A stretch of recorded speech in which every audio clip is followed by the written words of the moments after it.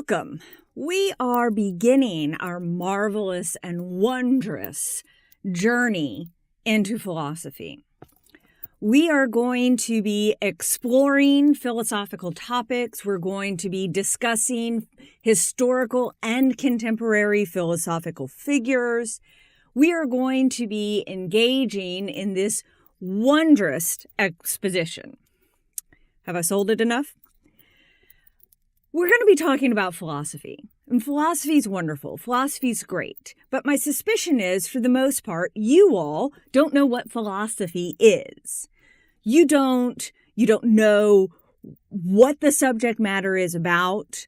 When I ask students, when you think philosophy, what's the first thing that comes to your mind? In my face-to-face classes, students say things like Socrates and Aristotle. Sometimes they'll say things like Nietzsche and Sartre. Sometimes they say things like asking questions, thinking about problems, opinions. Here's the deal. All of those are correct. All of those are what philosophy is about.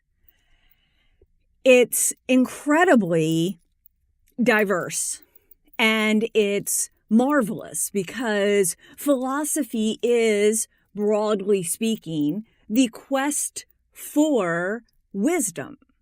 We are simply trying to understand things.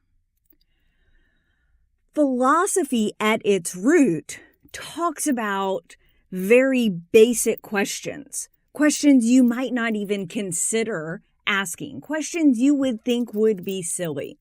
For example, let me ask, how many of you believe the chair you're sitting in exists? Come on, think about it. How many of you would say, oh yes, of course, the chair I'm sitting in exists?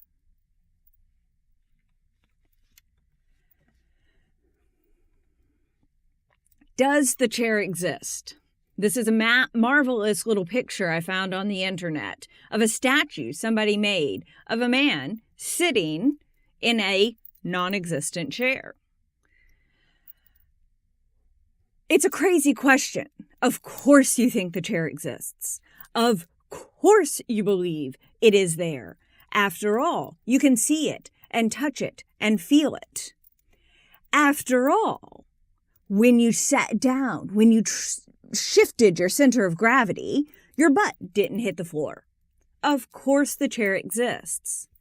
The thing is, philosophy is asking about those very fundamental ideas. Philosophy is asking about those ideas we take for granted. Does the chair exist? Do I have free will? These are questions that we take for granted. We just assume we know the answers to them. But philosophy wants to stop and say, maybe we shouldn't assume them.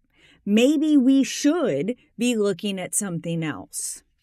So in our quest over the course of this semester, we are going to discuss some of those fundamental ideas. Now, those ideas are going to seem wacky and crazy to you, and you are going to sometimes stop and think, what is the purpose of this? Why should I be talking about this? So what is the good of philosophy?